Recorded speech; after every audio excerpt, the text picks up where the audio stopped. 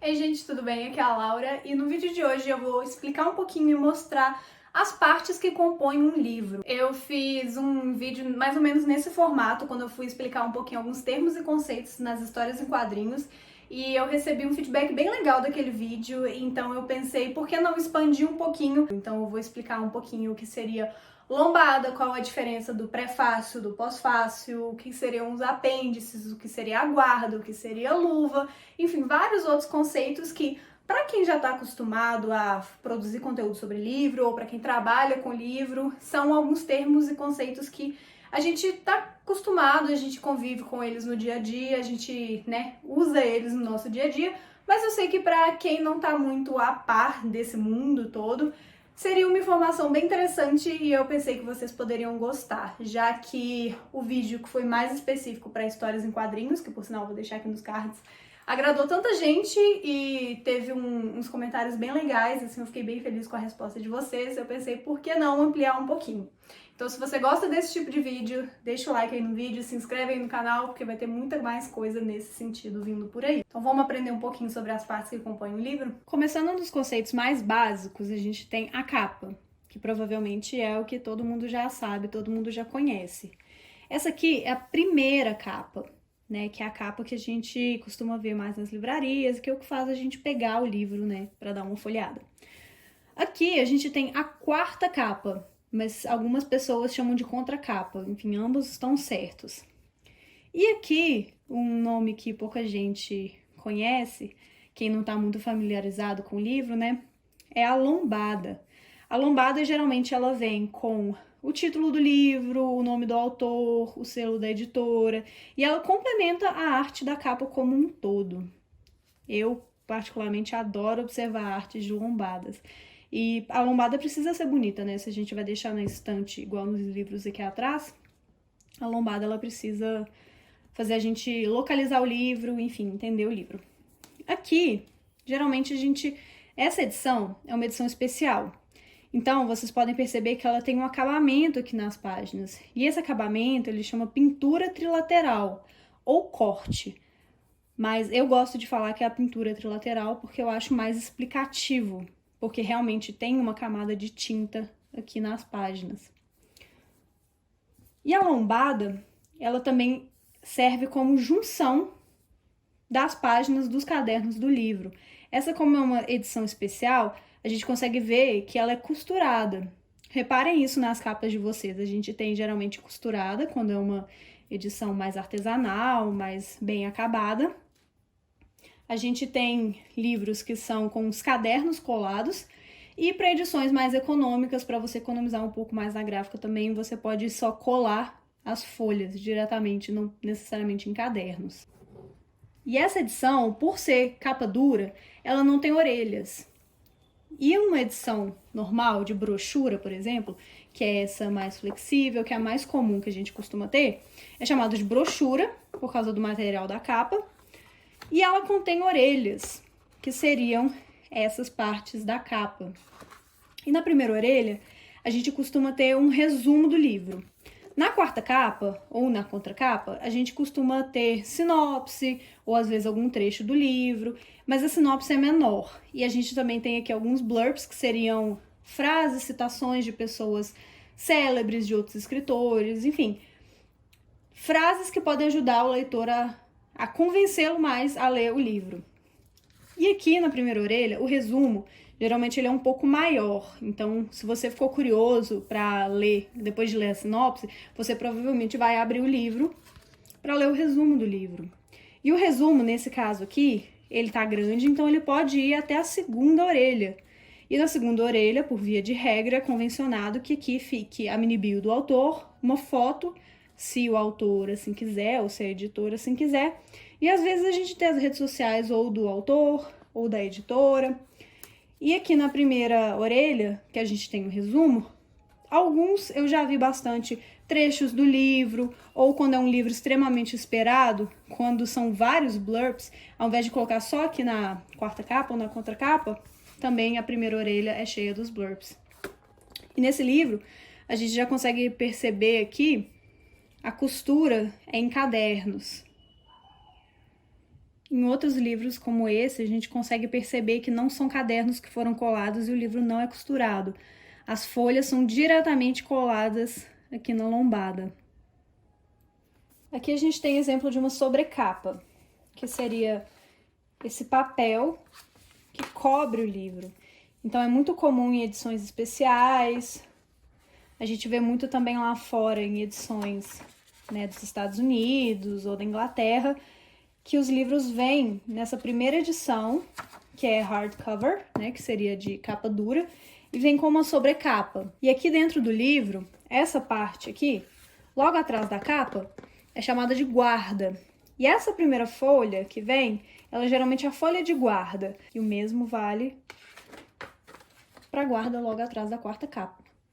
O que a gente chama de luva, que seria essa parte de papel, às vezes costuma ser um papel mais grosso, com uma gramatura maior, mais resistente, que ele ajuda a proteger o livro. E além de dar um outro up, né, na estética, enfim, deixa o produto livro mais bonito, mais agradável.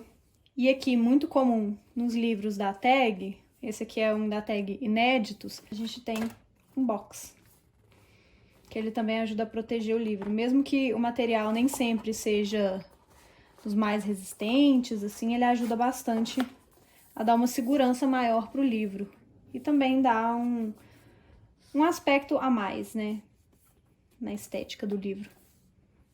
E é muito comum, nesse livro, por exemplo, que a gente não tem nada aqui na guarda, a gente tem uma falsa folha de rosto, que seria essa folha, que às vezes ela, né, tem um enfeitezinho do título do livro, do nome da autora, mas ela não é a verdadeira folha de rosto, que é essa, que vem mais elaborada, vem com o título do livro, o nome da autora, quem traduziu, se foi um livro traduzido, geralmente tem o selo da editora.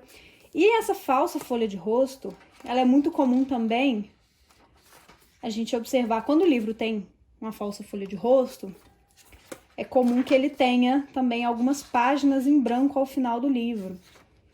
E por que isso acontece?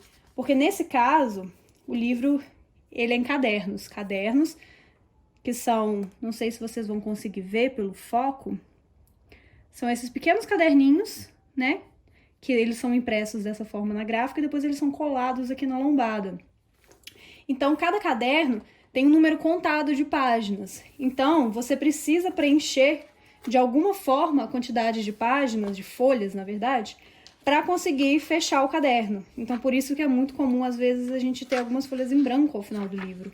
E o padrão é que, geralmente, logo atrás, no verso da folha de rosto, a gente tenha as informações do livro, que seriam o copyright, seria a ficha catalográfica, a informação a respeito da editora, do título original, da tradução, dos direitos autorais, enfim, essa é uma parte geralmente com informações complementares e obrigatórias a respeito do livro. Nem todos os livros vêm com essas informações logo aqui atrás da folha de rosto. Alguns livros vêm na última página. Não é tão comum, mas acontece. Para ajudar a exemplificar um pouquinho melhor a parte pré-textual que tem no miolo do livro, que o miolo do livro seria a parte de dentro, todas as folhas impressas na parte de dentro do livro, sem contar capa, quarta capa e lombada. Eu peguei o Horror Noir, da Dark Side, que ele tem um pouquinho de cada texto que eu acho que fica melhor para visualizar. Então aqui, por exemplo, a gente já tem uma epígrafe. O que seria epígrafe? Seria uma citação, às vezes alguns autores pegam várias, colocam 2, 3, mas o comum é que seja uma só citação creditada, então não costuma ser do autor, geralmente é de algo que tem a ver com o livro, de algum autor que ele admira, ou de algum trecho que vá complementar ou preparar o leitor de alguma forma para a leitura. A gente tem o sumário, que é autoexplicativo, todo mundo conhece, é onde a gente coloca, né, o nome dos capítulos, o título dos capítulos, né, para o leitor poder se localizar depois, principalmente em livros de não ficção, como é o caso desse aqui, que às vezes o leitor vai precisar buscar por assunto, enfim, o que não acontece tanto assim com livros de ficção. Aqui a gente também costuma ter em livros estrangeiros, e que são traduzidos para o português, enfim, A introdução é a edição brasileira, então quando é um livro que chega num contexto atual, que precisa de alguma explicação, ou que foi relançado, ou que a editora aqui do Brasil queira fazer algum aviso ou explicar de alguma forma o conteúdo desse livro para os leitores brasileiros, a gente tem a introdução à edição brasileira. Também é comum, eu já vi a Darkside, por exemplo, fazendo isso, convida um outro autor renomado para fazer a introdução à edição brasileira. Então, às vezes é um nome muito conhecido no Brasil, que vai trazer esse livro um pouco mais para perto do leitor. Algo que é extremamente comum e que todo mundo costuma ver nos livros, independente do gênero, é a dedicatória. A dedicatória pode ser grande, mas geralmente ela é pequenininha, é bem enxuta. Os autores, geralmente, eles dedicam a pessoas bem específicas. Ao contrário dos agradecimentos, que o lugar deles no livro varia, a gente pode encontrar eles tanto no começo, como uma das primeiras partes do livro, quanto no final, como no caso aqui de Medicina dos Horrores. A dedicatória lá no comecinho e os agradecimentos no final. E os agradecimentos geralmente eles são maiores, porque o autor quer agradecer a mais pessoas, às vezes ele quer contextualizar alguma coisa, dar um último recado. Então os agradecimentos costumam ser bem grandinhos, mas isso também varia bastante. Aqui a gente tem o prólogo, que o prólogo ele costuma ser uma introdução da obra, ele é um capítulo diferente. Então, nesse livro aqui, a gente vê o prólogo antes do prefácio, que eu vou mostrar logo depois, mas também já vi bastante o contrário, porque geralmente o prefácio pode ter sido escrito por uma pessoa convidada, às vezes o autor, quando vai relançar uma edição depois de vários anos, como o caso de Mulheres que Correm com os Lobos, a própria autora escreve um prefácio diferente. Nesse caso, o prólogo, ele que foi escrito por um convidado especial. E o prefácio foi escrito pela própria autora. O prólogo ele também é uma contextualização da obra, ele ajuda o leitor a se situar. Quando é uma obra de não ficção com conteúdo muito extenso, ele serve como uma referência também. E aqui, como eu expliquei, o prefácio. Nesse caso, o prefácio foi da própria autora, que contextualiza a obra, faz uma apresentação para o leitor. O prefácio e a apresentação, eles costumam ter uma estrutura bem semelhante, até às vezes confuso diferenciar os dois. Nesse caso aqui, a gente só tem um prefácio e logo depois a gente tem também uma introdução. Então, às vezes, quando é um livro, como eu falei, que tem um conteúdo muito denso, que aborda diversas nuances, ele costuma ter vários textos e vários elementos pré-textuais para enriquecer a obra, para contextualizar o leitor, para preparar ele para a leitura. Depois do restante do livro, né, do resto do miolo do livro, geralmente a gente tem o epílogo. Ele é muito comum em livros de ficção, quando a gente tem um salto no tempo e o autor terminou a história em um ponto e ele dá um salto para mostrar como os personagens estão depois, ou para deixar um gancho para próximos livros, para próximos volumes, ou só para concluir a história, deixá-la mais redondinha e deixar o leitor situado de como que os personagens terminaram.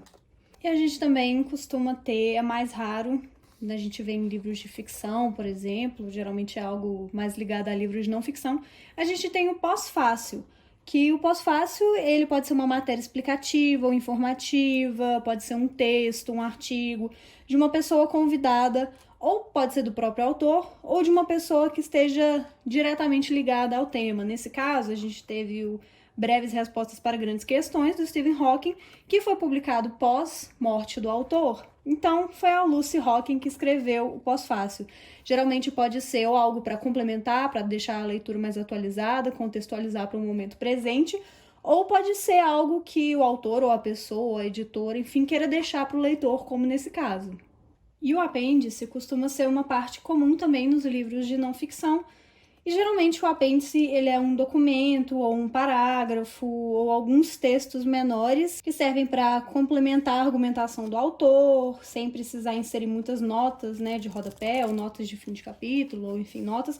Às vezes é um texto que precisa de um pouquinho mais de espaço do que uma nota permitiria e ele complementa ou algum assunto ou algum termo, enfim, algum contexto que foi mencionado e apareceu ao longo do livro. E a gente tem as notas também comuns em livros de não ficção, e geralmente a gente pode ver as notas ou no final do livro, né, todas juntas aqui, Ou a gente tem notas de rodapé, isso fica muito a critério na hora da edição, da diagramação, enfim, da conversa sobre a estruturação e o projeto gráfico do livro, do que ficaria melhor. Em livros de não ficção também a gente costuma ter a bibliografia, que seria quase o mesmo que as referências. Aqui a gente também tem lista de ilustrações, um índice. E aí, índice, a gente tem alguns tipos de índice. Eu acho que nem vale tanto entrar muito nesse assunto, mas a gente tem índice remissivo, a gente tem um índice como esse que aparece aqui. Enfim, são alguns tipos, mas eu acho que para esse vídeo não caberia muito falar. Se vocês, por um acaso, tiverem interesse, é só deixar aqui nos comentários. Nesse aqui, não tem, mas a gente costuma ter lista de abreviaturas, que às vezes são muito comuns também, e fica tudo aqui no final.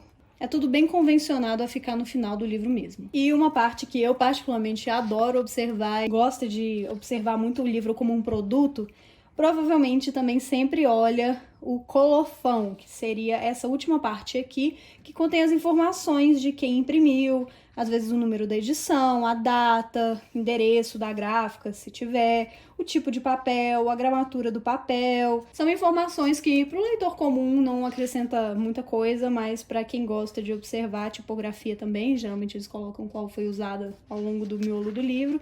Enfim, é uma parte que eu particularmente gosto muito de sempre dar uma conferida. É isso, eu espero que vocês tenham gostado do vídeo. Tem vários outros termos mais específicos, eu abordei mais os termos e conceitos que a gente vê mais de forma mais comum, mas se vocês quiserem eu posso fazer outra parte desse vídeo. O livro como um produto em si dá muito pano pra manga pra gente falar de várias especificações, termos técnicos. Se vocês têm interesse, deixa o like aí no vídeo, deixa aqui nos comentários.